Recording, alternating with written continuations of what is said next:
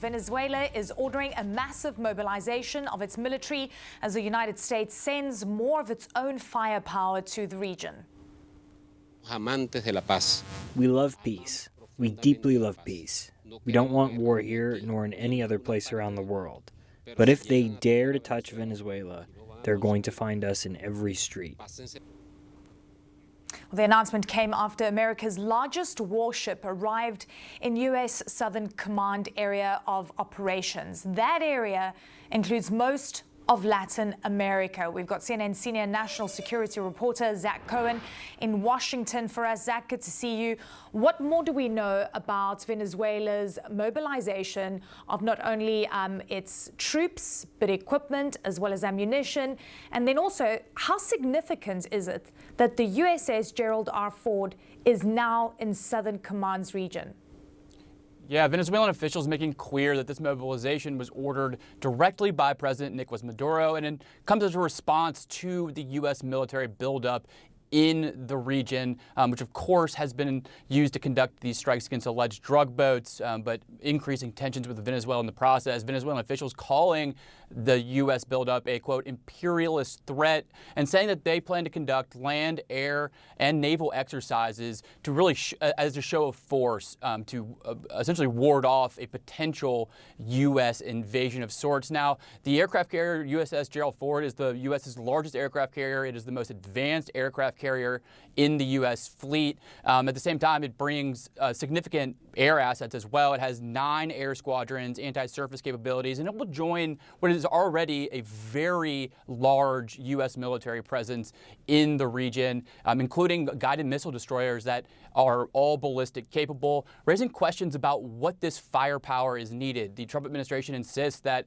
the Gerald Ford and the rest of the military assets there are intended to conduct the counter-narcotics mission, the targeting of alleged drug boats. But at the same time, I'm told U.S. officials were unable to tell Congress why they need so much firepower to target small boats. So this uncertainty is still increasing and contributing to the ongoing tensions with Venezuela. Yeah, absolutely. And look, a lot of people looking on and wondering whether this means some kind of confrontation down the line. But we know that the undercurrents of a lot of what we've been seeing is that Caracas does believe that Washington is seeking regime change, something we've even heard from President Trump in sort of nuanced terms. But what are your sources telling you?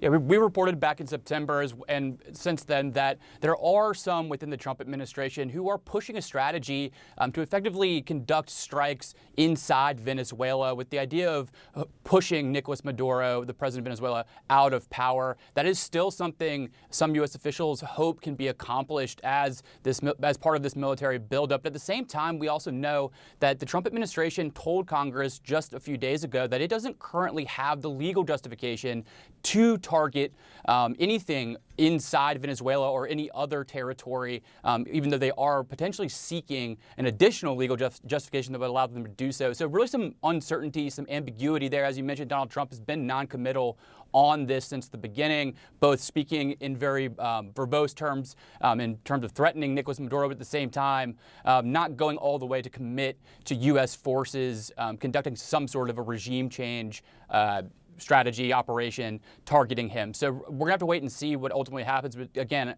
there's really a lot of questions as to what all this U.S. firepower, a significant piece of the U.S. Navy, what it is doing there and why it's needed, which is, again, is stoking the questions about a potential regime change in Venezuela.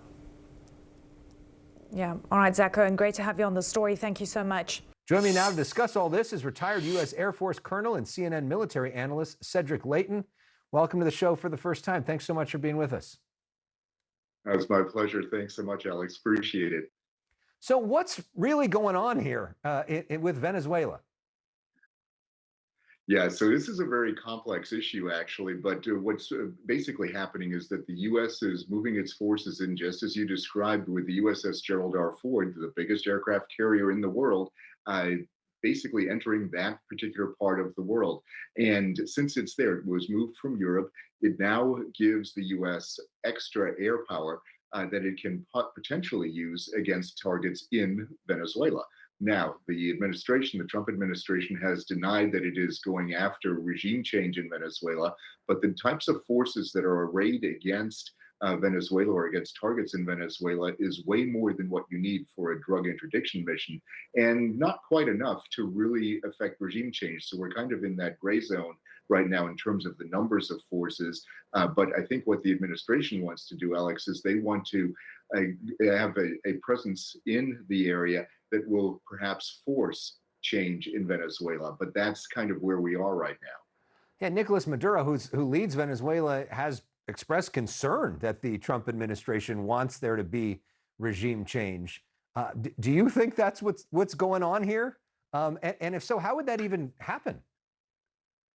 Yeah, that would be one of the most difficult things to actually do. Now, I can see from Maduro's point of view that that's exactly what he sees. If you're, sitting in Caracas and you're looking out across the Caribbean and you see all these naval vessels coming toward you and the aircraft flying along your coastline, then you certainly think that there's something more going on than just going after some boats that are on the coastline. So what Maduro is doing is he's beefing up his forces. He's calling up the reserves. He's calling up his military, his National Guard, and they are, in essence, putting themselves in a position where they think they can defend the country. Now, what would happen if, let's say, we did try to affect regime change? I think the first thing that the U.S. would try to do is make contact with the opposition leaders, including the lady Machado, who received the Nobel Peace Prize recently. And that would then be the impetus to move things forward using Venezuelan forces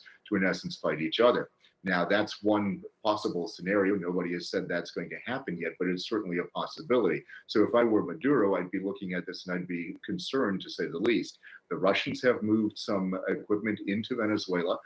They have Cuban help already in the form of intelligence support and weapons support. So there is definitely an effort going on within Venezuela and with Venezuela's allies to build up the Venezuelan forces, perhaps to thwart a possible U.S. invasion. So sort of yes or no, should the U.S. be concerned about a war with Venezuela? Yes, because it's a much more complex thing than just throwing out the government. The government has been in power there through two leaders, Chavez and Maduro, for decades now. They have institutions, they have a whole cadre of folks that are loyal to them, and they would potentially mount a guerrilla war against any U.S. forces or other allies that come into Venezuela. So what you could see is us getting mired into a war that would make Vietnam potentially look like, not quite a picnic, but certainly it would be a very difficult aspect to deal with. So it would be, I think, an area that would complicate relations with Latin America. It also would complicate relations with countries like Colombia, which President Trump has gone after, even though they've been allies in the drug war. So it's a real mess, and it's something that we should definitely not get involved in this way. Well, President Trump has said that he's the guy who ends wars, doesn't get involved in wars, and I'm sure he's not looking to get involved in something that makes Vietnam look like a picnic. Cedric Leighton, thank you so much for joining us with your perspective. Really appreciate it.